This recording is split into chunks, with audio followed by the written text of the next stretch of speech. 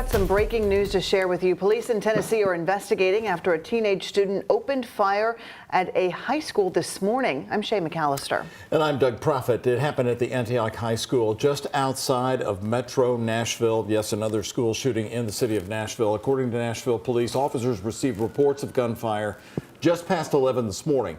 Now, the site has since been cleared, with police saying that there's no longer a threat to the public there in the Nashville area. They say the 17-year-old student fired several shots inside the school cafeteria. That student ended up shooting two female students before police say he then shot himself. One student has been confirmed dead, with the other expected to survive.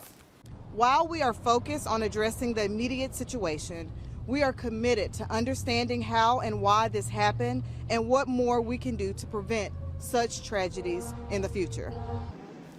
Again, the shooter today dying from a self-inflicted gunshot wound. Authorities say two school resource officers were on campus at the time the shots were fired, but not close to the cafeteria. Police say they are working to uncover a possible motive that led up to today's attack.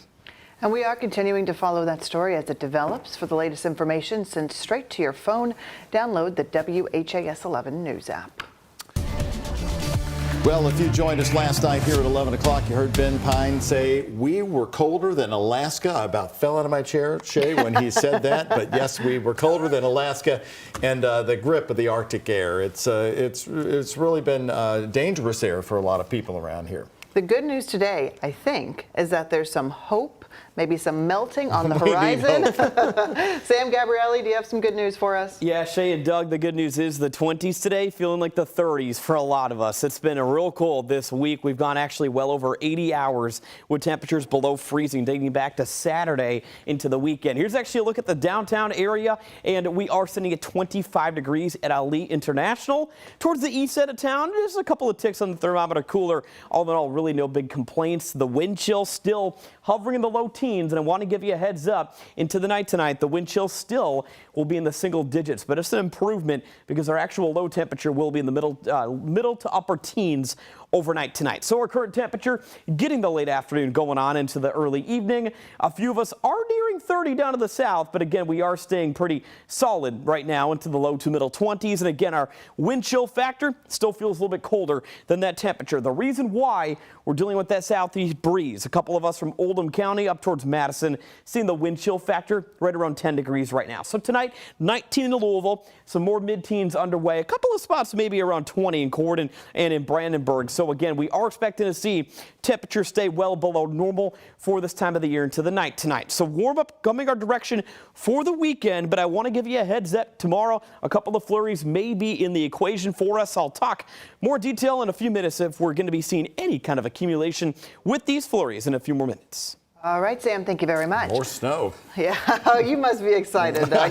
It's been a great winter so far. It's been a Doug Proffitt. Except for the Arctic air, that's for sure.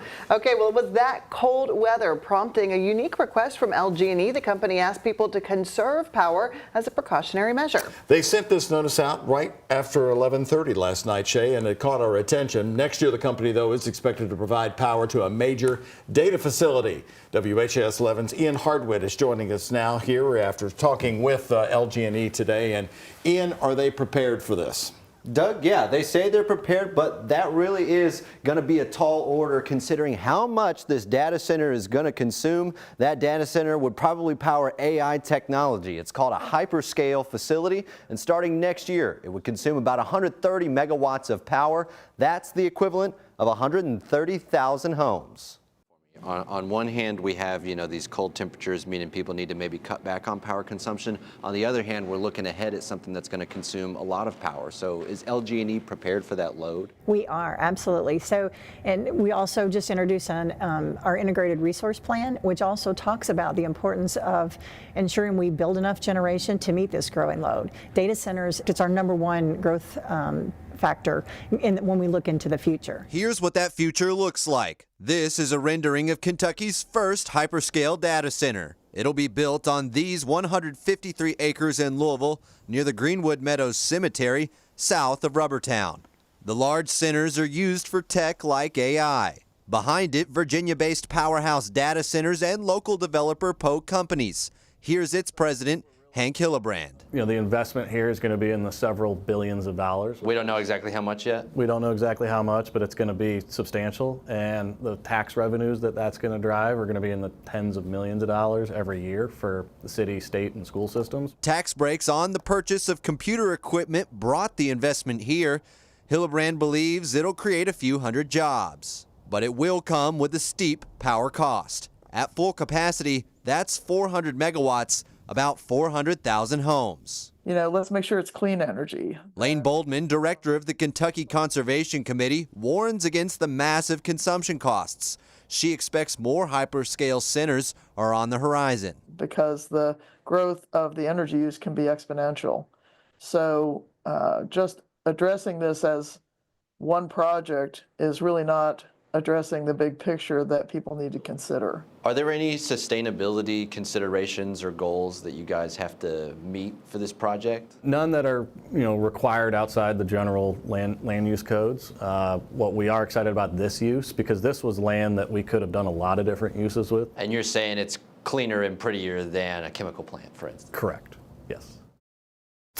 One other thing, though, I have a question about. Some of these that are being built in other states are very noisy because of all the cooling fans they need for the AI technology. I mean, you're talking fan after fan, very loud humming noise that drives residents nuts. Is that a part of this plan? Yeah, it could be, Doug. This is a 153-acre facility. It's going to be anywhere from 5 to 8 buildings. That means a lot of computers, a lot of cooling. But it's not just going to be fans that's going to be cooling it. They're also going to be using water. So its location next to those electrical transmission lines, in addition to being like a mile away from the Ohio River, means they're going to be pumping water into this place too, and that's going to evaporate to help cool all that technology as well.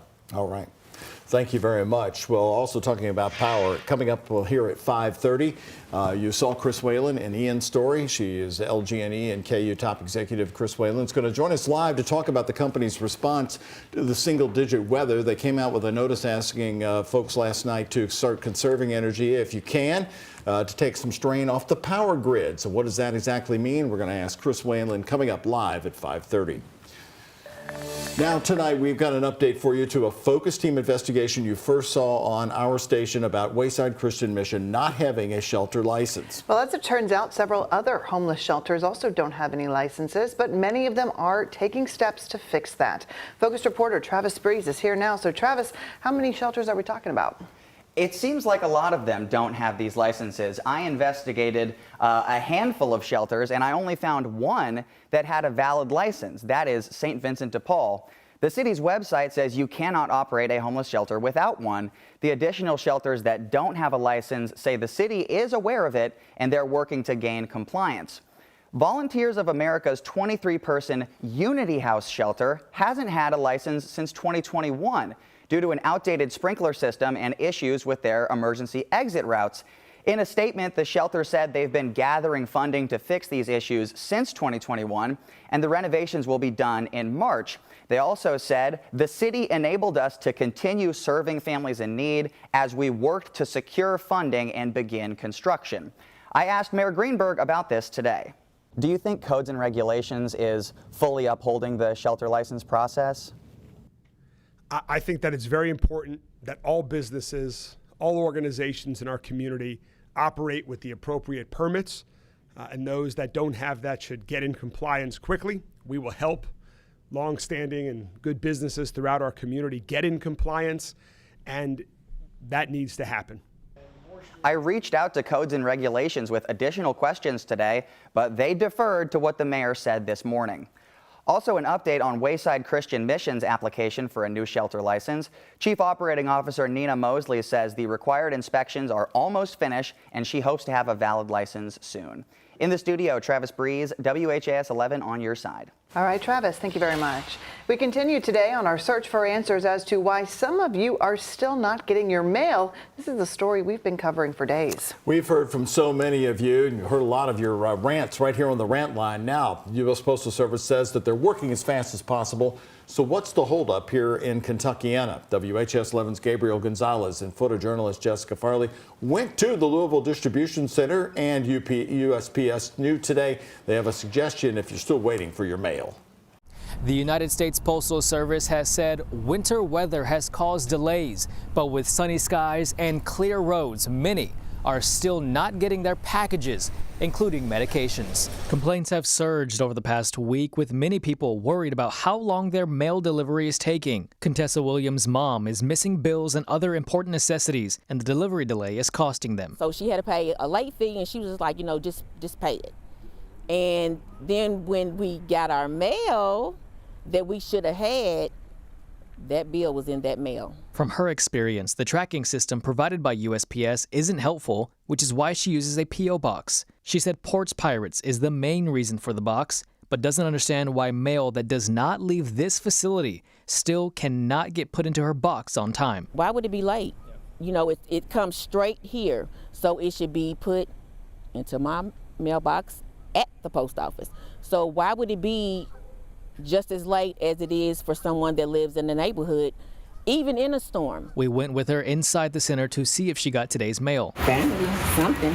On Wednesday, a representative from the United States Postal Service apologized to customers, saying, quote, "For questions about delivery, we suggest visiting USPS.com and click on Contact Us at the bottom of our homepage." The representative declined to answer our questions, but said the distribution center is working as quickly as possible. Really? But for those still waiting, that's my response. Really? The explanation is less than ideal. In Louisville, Gabriel Gonzalez, WHAS11, on your side. Where's your mail? You're still having mail issues? We're going to stay on top of this story, so we want to hear from you. You can send us a text message on social media or text us to this number at WHAS11. Again, text only 502-582-7290.